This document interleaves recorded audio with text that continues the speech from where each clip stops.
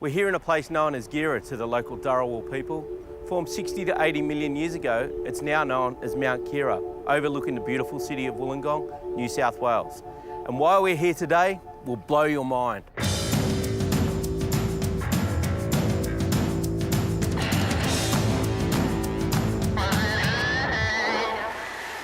My name's Stephen Daddow. I'm 41 years old. I was born in Papua New Guinea and downhill skateboarder. And Steve, why are you here today? I'm here to do our time trials today on Mount Kira. It's our first Mount Kira race. It's going to be an annual race and we've got guys from all over the world here and they want the money. Right, stoked to be here, Australia, 2012, Mount Kira. Can you tell us about this particular hill on Mount Kira and why you're riding it?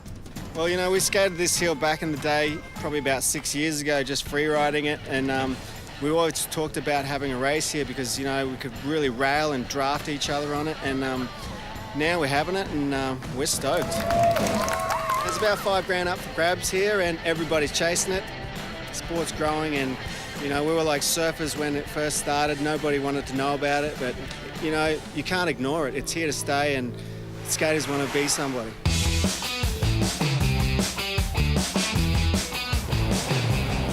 What do you have to do to set yourself up to race? Setting up yourself, you need a good pair of shoes. You might want to put some foot brake on it, which is a car tyre stuck to the bottom of your shoes.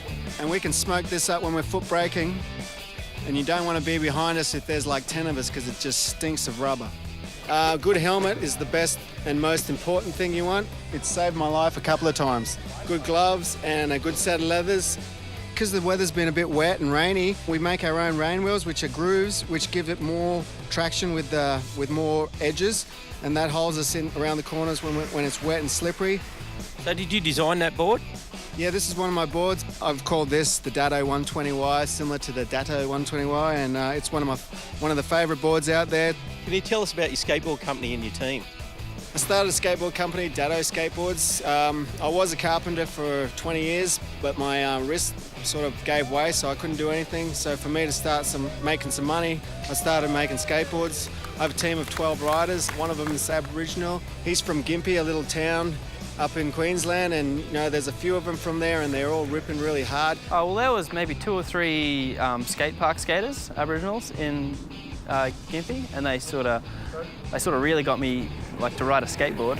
So yeah, they were really rad guys. And then sort of had my crew of about 5 mates who were all surf lifesavers, but it didn't matter. Once you stepped on a skateboard, you were immediately an outlaw.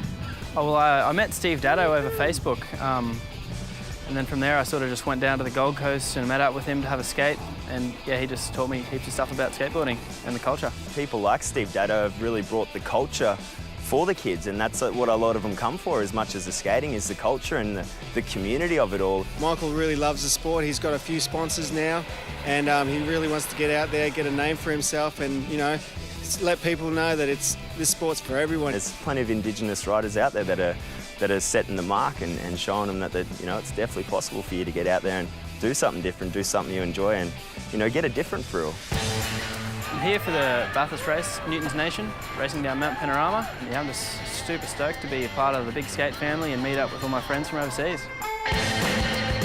When you're at the top of the hill, you're standing there at the start line. You can see about 15 metres of road in front of you and the finish line down there, and you know you're going to be there in about a minute. That's all you can see. So you kick off and then the road disappears. And you just have to imagine that there's the dipper in front of you, which is like a double S-bend, where it drops and you accelerate from about 60 kilometres an hour to about 80 kilometres an hour. And you sort of shoot across the straight, and then all of a sudden you're in what's called Forest Elbow, which is probably the biggest corner on the track. You have to dump a big heavy brake into it and just shoot through the big left-hander. Skateboarders have actually been clocked going through there at like 10 k's an hour faster than the V8 supercars can. So that's pretty impressive. And then you just go down Conrod Straight and get about 100 kilometres an hour. Yeah, it's definitely a world-class event. There'd be people here from nearly every continent. It's sort of all improvised, like there'll be people sleeping just under cars sort of thing, like in a sleeping bag, and there'll be people staying in hotels, like it's a big broad spectrum of people. Well, if skateboarding became mainstream, I think it'll change the sport a lot. Like there'll be sort of people studying like correct techniques and stuff like that and just really driving it forwards. At the same time, it might lose its, I guess, marketability. So it'll just lose that bit of comical edge. But apart from that, like it's still skateboarding.